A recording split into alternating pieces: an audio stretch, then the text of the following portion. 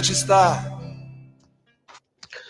Buongiorno a tutti e bentornati a Liberamente, variazioni e scorribande qui su Radio Libertà. Allora, anche ieri sera, girando tra i vari talk politici, perché sì, lo ammetto, ho una dose di sopportazione, diciamo, molto contenuta della visione di Sanremo, quindi dopo un po' devo cambiare canale, ma comunque in tutti i talk politici, ma anche oggi sui giornaloni, nel dibattito, sono tutti molto preoccupati, anche comprensibilmente, per il sempre più verosimile venir meno della tregua a Gaza, della tregua in Medio Oriente tra Israele e Hamas, e tutte le anime belle sono lì ad additare il colpevole, il puzzone, l'eversore, il neofascista che si è insediato alla Casa Bianca, cioè Donald Trump e il suo, diciamo, piano per il futuro dell'area. Ora, a parte che, come abbiamo straribadito, il suo piano segue il solito schema Trump, cioè un chip di partita al rialzo per stanare gli interlocutori e negoziare con essi la soluzione migliore. Nella fattispecie, l'idea di rendere Gaza una riviera del Medio Oriente è anzitutto un modo di stanare gli stati arabi, l'Arabia Saudita in primis, seppur per ora sullo sfondo, ma anche l'Egitto e la Giordania che stanno dando dei primi timidi segnali per ridisegnare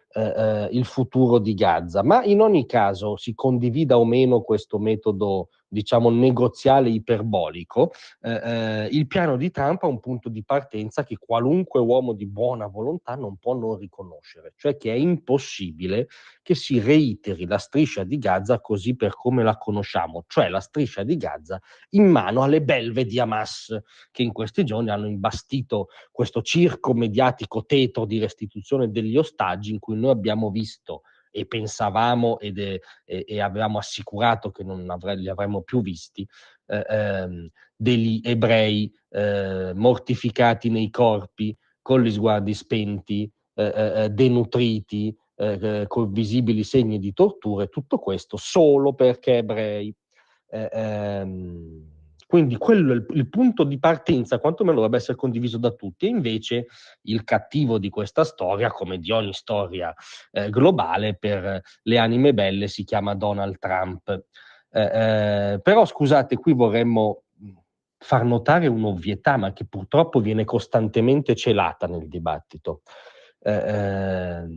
L'ovvietà riguarda chi è Hamas, chi è questo interlocutore e perché non si può avere, non dico una pace con Hamas, ma nemmeno una tregua duratura. Ma perché ce lo dicono loro, per le istanze fondative, per la missione sociale, per quello che rappresenta il movimento di Hamas. Hamas è un movimento di resistenza islamico che teorizza e pratica il terrorismo contro i civili, che ha nel suo statuto, ma nella sua missione valoriale principale, la cancellazione dello Stato degli ebrei, cioè la rimozione di Israele dal mappamondo, condividendo peraltro questa sua missione chiaramente antisemita e questa sì genocida, alla faccia di tutti gli utilizzi a sproposito del termine, condividendola con i suoi dante cause, i suoi manovratori, i suoi finanziatori, e cioè gli ayatollah iraniani, questa casta teocratica che ha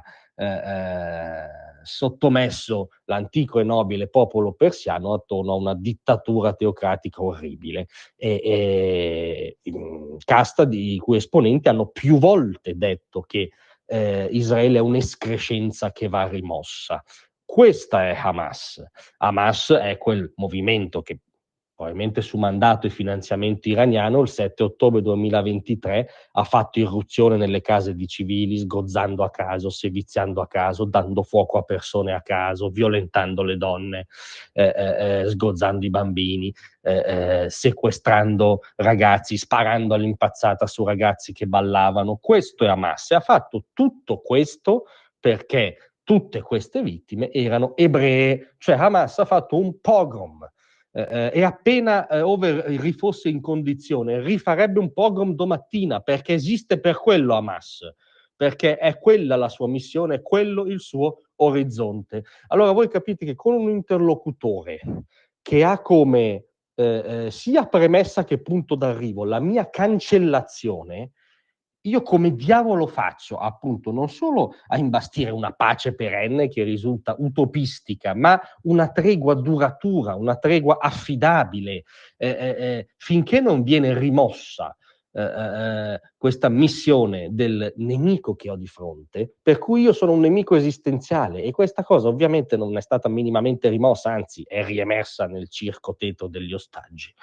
La tregua a Gaza non sta andando in crisi per Trump, per Netanyahu, che uno può criticare all'infinito, per il solito complesso di colpa per cui ha sbagliato l'Occidente, hanno sbagliato le democrazie. No, la tregua a Gaza sta andando in crisi perché non è possibile alcuna tregua autentica e duratura con le belve nazi islamiche di Hamas. Questo è il punto costantemente rimosso e che noi non ci stancheremo invece di risottolineare. Grazie a tutti, vi aspetto stasera alle 18.